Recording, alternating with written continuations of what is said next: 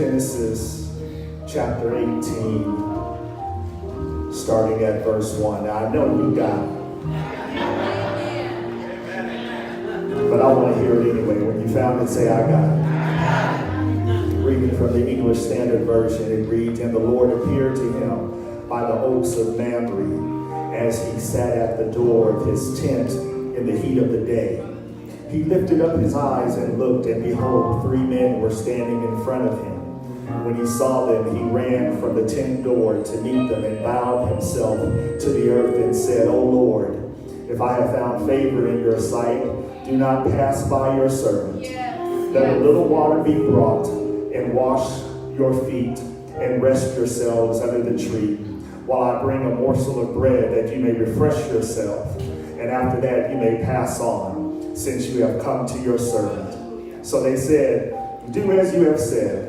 And Abraham went quickly to the tent to Sarah and said, quick, 3 shades of fine flour, knead it, and make cakes. And Abraham ran to the herd and took a calf, tender and good, and gave it to a young man who prepared it quickly. Then he took curds and milk and the calf that he had prepared and set it before them. And he stood by them under the tree while they ate. They said to him, where is Sarah, your wife? And he said, she is in the tent. The Lord said, I will surely return to you about this time next year, and Sarah, your wife, shall have a son. Sarah was listening in the tent door behind him. Now Abraham and Sarah were old, advanced in years. The way of women had ceased to be with Sarah. So Sarah laughed to herself, saying, after I am worn out and my Lord is old, shall I have pleasure? The Lord said to Abraham, why did Sarah laugh and say, shall I indeed bear a child now that I am old? Is anything too hard for the Lord? At the appointed time I will return to you about this time next year, and Sarah shall have a son. But Sarah denied it, saying, I did not laugh, for she was afraid. He said, no, but you did laugh. Amen, amen. You may be seated in the presence of the Lord. Is that a good text? My focus is going to be on verse 14. Is anything too hard for the Lord? Is anything too hard for the Lord? I want you to pray with me today. I need your prayers as we consider the sermonic topic. Don't tell me it can't be done. Don't tell me it can't be done. Let us pray. Bless us, God. Bless us, even us on this corner of 10th and Locust. Bless us, Lord, with your presence. Bless us, Lord, with your word that's going to get us through another week. God, if you do not speak to us, we don't know what you're going to do. Bless us, Lord. As I stand, Lord God, stand in me. As I speak, Lord, speak through me, so that we may hear from you. In the name of Jesus, amen.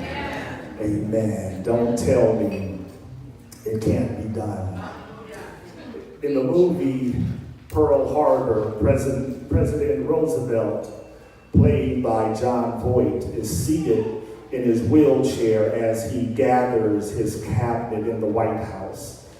Desperate for answers after the attack on Pearl Harbor, he is looking to retaliate and hit Japan in the same manner that they had been attacked. He wants to hit them hard in their heart. But replies from the heads of the Army and the Navy were filled with doubt and uncertainty. And to this, Roosevelt then became frustrated with his key advisors and looks over at them and says, gentlemen, most of you did not know me when I had the use of my legs. I was young, I was proud, and I was arrogant. Now I wonder every hour of my life why God has put me in this chair. But when I see defeat in the eyes of my countrymen, in your eyes right now, I start to think that maybe he brought me down for times like these when we all need to be reminded who we are, that we will not give up or give in. Decorated General interrupts the president. Says, Mr. President, with all due respect, what you're asking can't be done. Roosevelt stares back in defiance and without saying a word struggles to pull himself up with braced legs out of his wheelchair. He pushes aside those who try to help him and aid him in getting up. He was told by doctors he would never stand again, yet exhausted he stands. And he looks at his advisors and declares, don't tell me it can't be done. I stopped by today just to give you this message this morning to remember who you are. You're a child of the Most High God. Elyon, that speaks of the supremacy of God. The word Elyon means the strongest of the strong and the highest of the high. Because this is our God, I want you to remember that you should never give up or give in. Don't let anybody tell you what can't be done. What God can't do. Is anything too hard for the Lord? Now, I'm not here to rebuke you today. I'm not here to correct you. But all I want to do is teach you the word so that you may be encouraged. That ought to make you want to shout right there. That should encourage you. That should give you hope. Nothing is too hard for God. All I want to do is leave you with that. Nothing is too hard with God. There's nothing that you're facing today, no anxiety, no sickness, no form of unhappiness or frustration, no burden that you're carrying, no depression that you're going through, no figuring out how you're going to make it through another day, another week. Nothing you're going through is too hard. What you're dealing with, baby, let me tell you, God can handle it.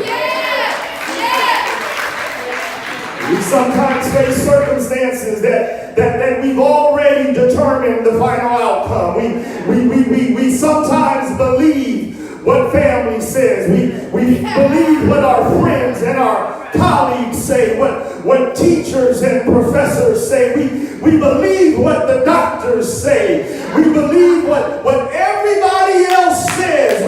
We believe in ourselves and we know the outcome of what we are facing in our lives when people tell us we can't. When people tell us it won't happen. When people tell us don't believe in your faith.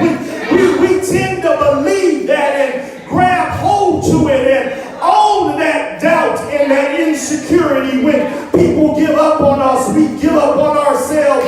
But I'm here to tell you, stop believing what everyone else says, especially when they're negative, especially when they're critical.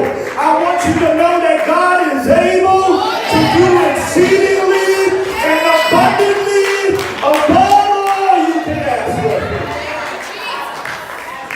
I remember when I was just starting in ministry and I had a conversation with my pastor. Amen. Amen. It wasn't Pastor Copeland. I just want to let you know it wasn't Copeland. It wasn't Copeland. Go back and tell him it wasn't Copeland. I had a conversation with my pastor, and I don't know what brought it up. I don't know why we were talking about what we were talking about, but my pastor told me, you'll never be a pastor of a major church. He said you'll never be a pastor of a major church because you got in this too late. You answered your call too late in life. And there's others that have more education than you. There's others that pay their dues. There's others that's been in this thing a long time. You may get some small old piddly church, but you'll never pastor a major church. Hallelujah. I'm here to tell you, baby, what God can do. Because not only did I pastor churches in Kansas City, but I pastor in the mighty Alice Chapel. We ain't no little bitty little church. We are a major church in the Riverside area. Don't tell me what God can do.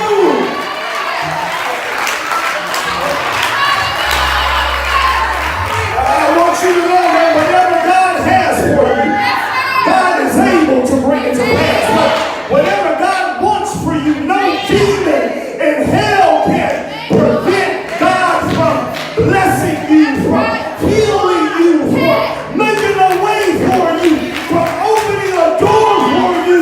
Don't you tell me what God can do.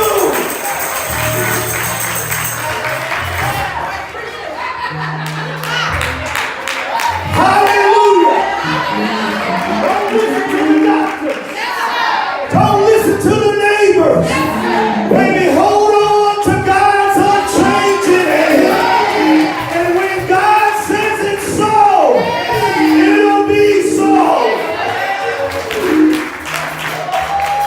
That's all this text teaches us today.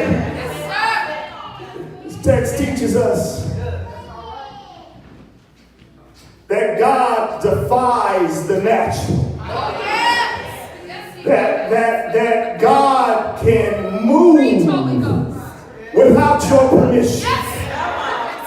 God don't need your boss's permission to elevate you.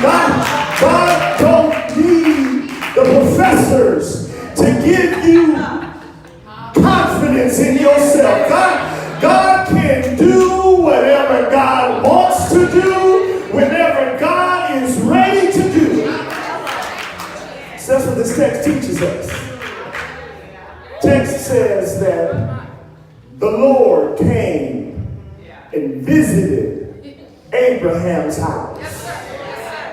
And when the Lord was talking with Abraham, he shocked Abraham. He said, Abraham, tell you what, I'm going to be back next year. Yes, sir. And when I come back this time next year, you're going to have a son. And I know God did it on purpose. He spoke loud. Because Sarah was in the other room and she overheard the conversation between God and Abraham.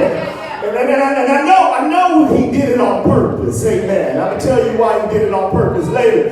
But when God spoke, the text says that Sarah laughed to herself. That's right. Now I also have to say this, that Abraham laughed too. In the previous chapter, Abraham laughed too, but that ain't the text I'm preaching. But I just wanted to say that Sarah laughed. So the first thing we got to understand when we're dealing with the impossible of God is not to laugh. Don't laugh.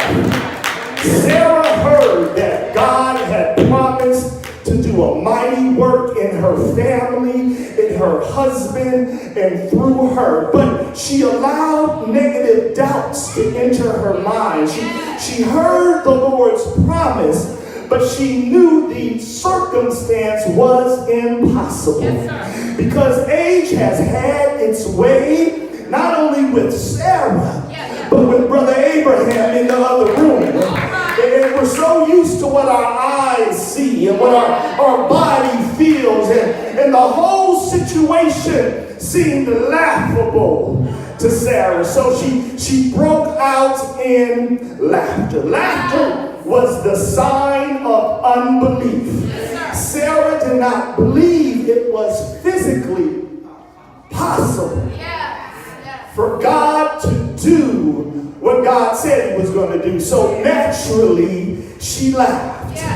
Whenever you find yourself amused with what God is promising in your life, don't think of the circumstance, but think of God and his mighty promises and his mighty deeds in your life. And I'll tell you now why God spoke loud. Because Sarah had to hear. Because Abraham was going to have to do some things.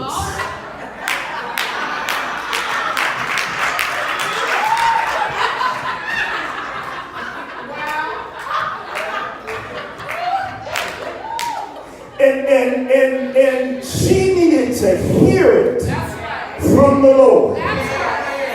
Abraham coming in that room saying, this is what the Lord said. Sarah would have said, boy, bye.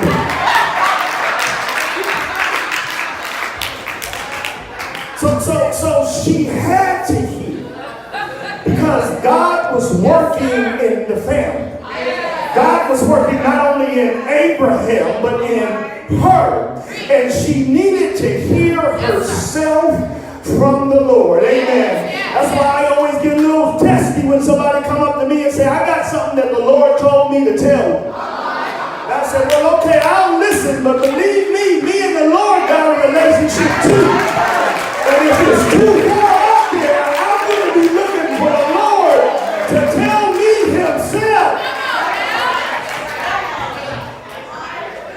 So whenever you face with impossibility, think of God's promises. Think of God's power. If you think about Job, when he was going through all he went through and he was giving his final speech at the end of the book of Job, talking about wisdom and understanding, talking about how innocent he was, listening to the words of his friends, God checked Job.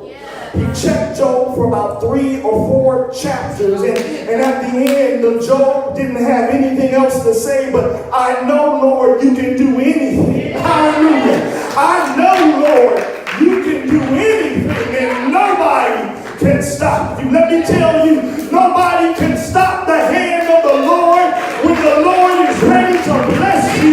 You better put your hand in God's hand.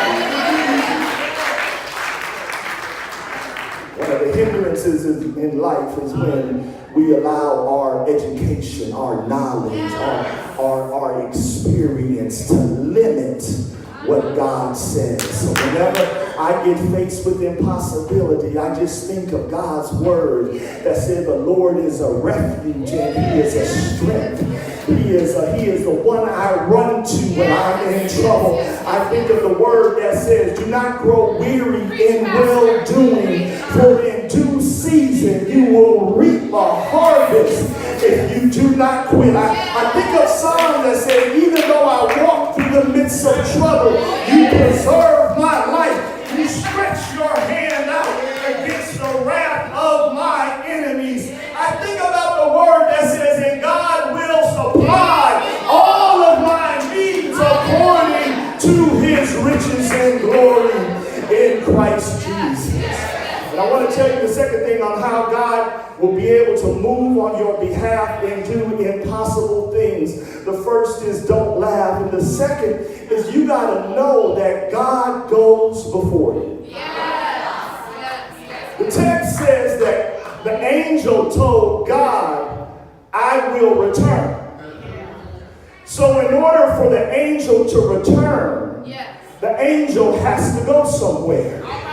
And so what God does when God gives us his promise, God goes before us. He goes before us to prepare us for the journey that we're going in, so that when we get to the place where God wants to bless us, God has already orchestrated the atmosphere. He's already worked on Sister Girl with the attitude. He's already talked to the doctors as they were reviewing the chart and showed them what to do with what's going on. God will go before you. Y'all act like y'all ain't happy about that. Don't you know God is going before you right now?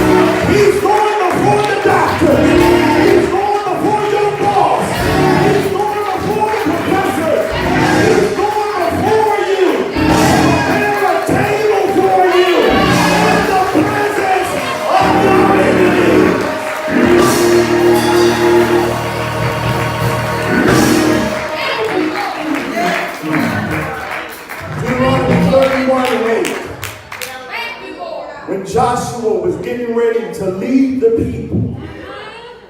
Moses, speaking on behalf of the Lord, told Joshua, it is the Lord who goes before you.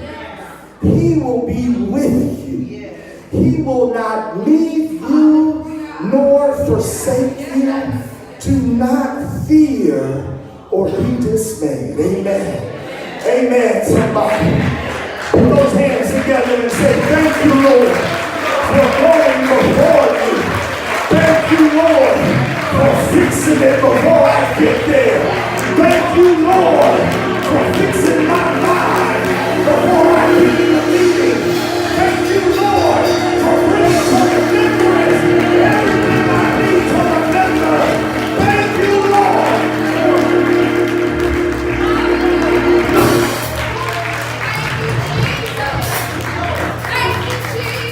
Don't laugh. Don't laugh. And know that God goes before you. And right now I forgot to set my watch, so I don't know where I am. But God goes before you. And then the next thing you have to know is that you just need to have faith. Amen. Amen. Amen. Don't laugh. Don't laugh.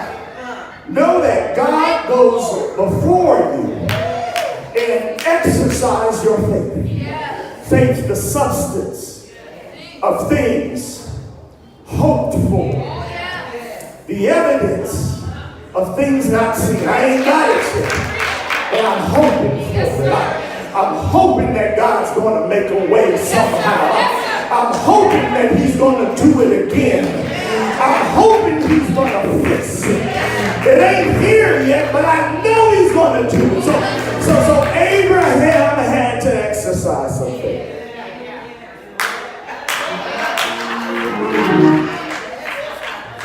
I see it now. The door to the tent's closed. Abraham says, this is it. This is it. I got to trust in the Lord. Husbands, nudge your wives and say, amen. I ain't got no help from the husbands in the house. Amen. So Abraham then knocks on the tent door. And he brings some music in the room. And he quenches a couple of candles that's in the tent. Because baby, he gotta exercise that faith. Because you gotta do some things if you want to exercise your faith. You can't sit still and let God do all the work. When you got faith, you gotta do something. If you want a new job, you ain't gonna get no job without doing a resume and sending the resume and going on the interview. You wanna get healthy, you ain't gonna get healthy without watching your diet and going to get some exercise. You gotta help the Lord. He can do all things, but you're gonna need a mustard seed word of faith to help this baby along. When David faced Goliath, he knew he could beat him, but he still had to pick up 5 smooth stones. When Moses came to the Red Sea, he knew God could do it, but he still had to stretch forth his staff. When the woman with the issue of blood spent all their years looking for healing, spent all her money, but then looked up